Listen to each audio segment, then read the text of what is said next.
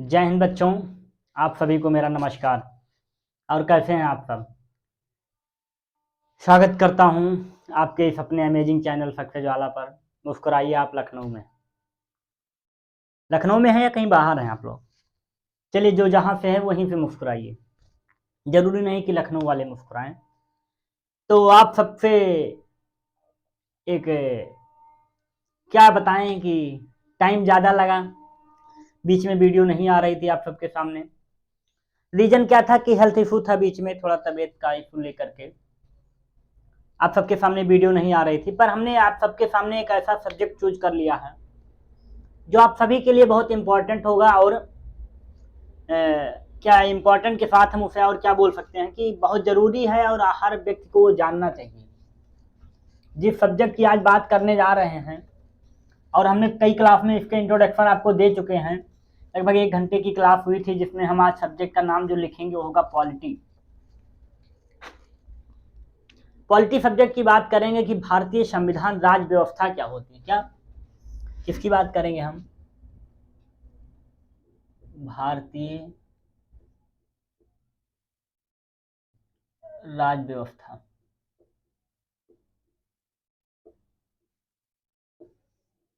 Sixty 40 का combination चलेगा। 60% हिंदी रहेगी, 40% कुछ टर्म आपके इंग्लिश में यूज किए जाएंगे।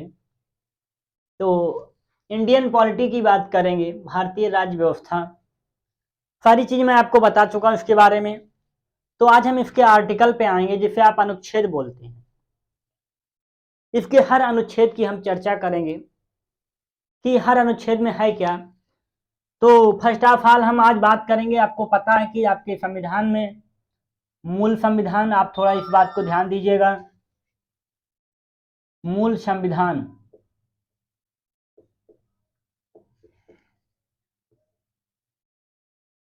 एक ये बनाएंगे, एक बनाएंगे वर्तमान संविधान।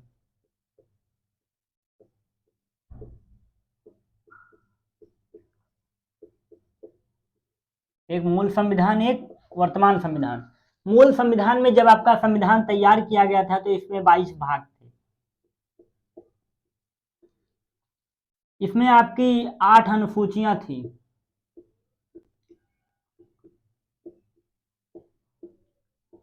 और इसमें आपके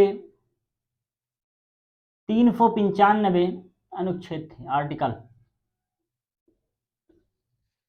जब आपका संविधान बनाया गया था, मूल रूप से जब ये तैयार किया गया था, तब इसमें 22 भाग, 8 अनुसूचियां और 395 अनुच्छेद थे। तो अब अगर वर्तमान संविधान की बात करें कि अब का माहौल क्या है, तो अब इसमें 25 भाग हो गए हैं। 25 भाग का मतलब यह है कि जब आपका संविधान संशोधन किया गया, आबासा इसी में और ऐड कर दिए गए। इसके द्वारा अब ये संख्या हो गई 25। इनकी संख्या हो गई आपके सामने 12।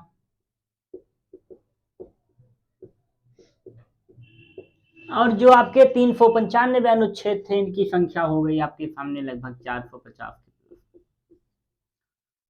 बात यहाँ के आप पे रुकती है हम लोग की कि सर ये 22 से 25 क्या हुआ, ये कुछ अलग नहीं है, उन्हीं में से है। केवल डिफरेंस इतना है कि कुछ एमेंडमेंट किया गया, संशोधन किया गया, जिसके द्वारा इनकी संख्या बढ़ गई है। आबासा ऐड कर दिया गया। तो इतनी बात हमको, थोड़ा बेसिक था ये। और आपको जानना चाहिए, क्वेश्चन यहाँ पे बन चुका है कि मूल संविधान में कितने भाग थे और वर्तमान में कितने हैं। तो इस टॉपिक को क्लियर करते हम लोग अब आगे चलते हैं।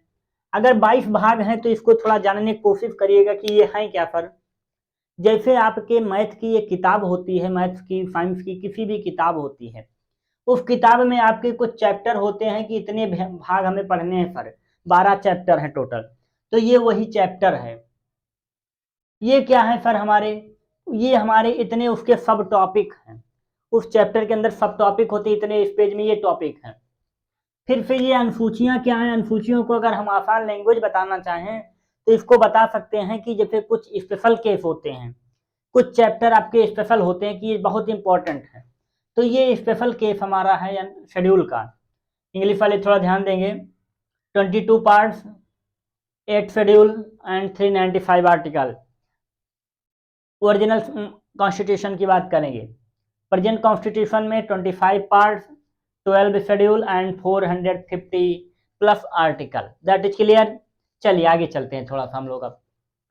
तो भाग क्या है, अनुसूची क्या है, ये सारी चीजें क्लियर हो गई। चलिए हम इसी के साथ आ जाते हैं अपने जो हमारा थंबनेल है उसके हिसाब से बात करते हैं। आपसे वादा है कि आपकी क्लास आपके सामने हर दिन मिलेगी, तो उसी में आज हम भाग 1 की बात करेंगे।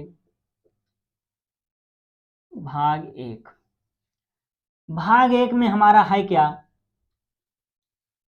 संघ और इसके राज्य क्षेत्र, संघ और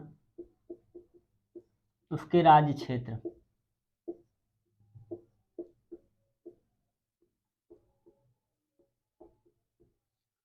union and state and UT कभी कभी आपको दे देता है, संघ और राज्य क्षेत्र। संघ और यूनियन की कहानी हम आपको कहीं ना कहीं बताएंगे किसी दिन कि यूनियन क्या होता है और संघ क्या होता है। दोनों चीजों में डिफरेंस है कि संघ क्या है, यूनियन क्या है। तो भारत राज्यों का संघ है हमारा, यूनियन है। दैट इज कहने का मीन्स है कि इसमें राज्यों की विभक्ति नहीं हो सकती। कोई भी राज्य अगर आके भारत में मिल जाता है तो उसमें से उस राज्य को अपने अनुमति के अनुसार विभक्त नहीं किया जा सकता। दैट इज क्या कहलाता है, वो हमारा यूनियन कहलाता है। तो हम इस संघ की बात करें तो इसमें हम कितने आर्टिकल की बात करते हैं, आर्टिकल 1 से लेकर के आर्टिकल 4 तक की बात करते हैं। पता ही चल रहा है कि हम उसी देश की बारे में बात करेंगे जिस देश में हम रहते हैं। तो अगर हम उसकी थोड़ी सी आगे अगर चलें तो अब बात करेंगे आर्टिकल 1 की।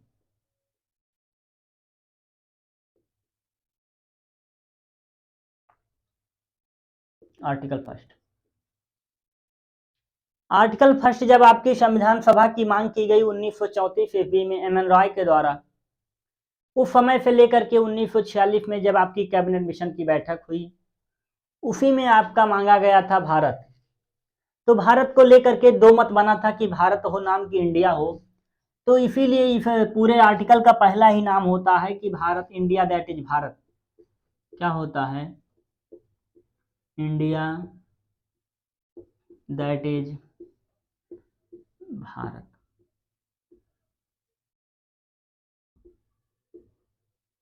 इंडिया दैट इज भारत की बात करेंगे। फर्स्ट आर्टिकल में बताया गया कि इंडिया को ही भारत है, न कि Bharat India. That is clear. इसी में थोड़ा सा और बात करते हैं तो इसमें पूछा जाता है कि भारत में कितने राज्य हैं। तो आप लिखिएगा 28 स्टेट एंड 8 यूटी। इस बात को आप नोट करके रखिएगा कि भारतीय संविधान में 28 स्टेट और 8 यूटी है। ये भी आर्टिकल 1 से पूछा जा सकता है। That is clear. अगर आर्टिकल 2 की बात करें हम लोग, आर्टिकल 2, तो आर्टिकल 2 क्या होता है कि संसद को ये पावर दी गई कि किसी भी राज्य क्षेत्र को वो स्थापना कर सकती है या उसका प्रवेश कर सकती है। That is clear. संसद को शक्ति है कि किसी नए राज्य का प्रवेश, एंट्री, एडमिशन या फिर स्टेबलाइजेशन, उसकी स्थापना कर सकती है। आर्टिकल 2 में बताया गया कि संसद किसी भी राज्य की प्रवेश व स्थापना कर सकती है। मतलब जो आपकी पार्लियामेंट सिस्टम है, ये चाहे तो कोई नया राज्य बना सकती है, या चाहे तो किसी राज्य को अपने में मिला सकती है। ये आपके आर्टिकल 2 में बताया गया। आर्टिकल 3 में क्या बात की गई, आप लोग को जहां नहीं समझ में आएगा कमेंट सेक्शन में जरूर बताएंगे। आर्टिकल 3 में यही बात है, संसद से ही रिलेटेड, कि संसद को ये पावर भी दी गई वो किसी राज्य की सीमा क्षेत्र में परिवर्तन कर सकता है। जो आपका संसद है किसी भी राज्य क्षेत्र में परिवर्तन कर सकता है, चाहे उसकी सीमा से रिलेटेड हो, उसकी बाउंड्री से, उसके क्षेत्र से, उसके नामकरण से। ये हमारा आर्टिकल 3 बताता है कि संसद अगर चाहे तो किसी राज्य के क्षेत्र में, किसी राज्य की सीमा में, किसी राज्य के नाम को परिवर्तन कर सकती है, उसे पावर दी गई संसद को। आर्टिकल 4 अगर थोड़ा सा देखना चाहे तो थोड़ा फिर देखिएगा कि संसद को ही जब ये बताया गया कि संसद जो चाहे वो कर सकती है, तो आर्टिकल 4 में वो बताया गया कि जब भी संसद आर्टिकल 2 और 3 पर काम कर रही होगी तब उसमें आर्टिकल 360 के तहत संशोधन मान्य नहीं होगा और राष्ट्रपति इस बात का विरोध नहीं करेगा। क्लियर? संसद इस बात का विरोध राष्ट्रपति नहीं करेगा। एक राज्य आपने सुना होगा 16 मई 1975 1975 जो आपका एक सिक्किम राज्य है वो भारत में मिला लिया गया था। कब? 16 मई 1975 को। हम लोग आज की बात इतनी ही करेंगे, 3 के 3 और 4 आर्टिकल। रुक जाइए भैया, सब लोग का हो गया मामला, समझ में आया? आर्टिकल 1 से 4 तक की सारी बात हो गई। अगर किसी को कुछ समझ में ना आया होगा तो आप कमेंट सेक्शन में जरूर लिखेंगे, उस बात को आपको जरूर क्लियर किया जाएगा।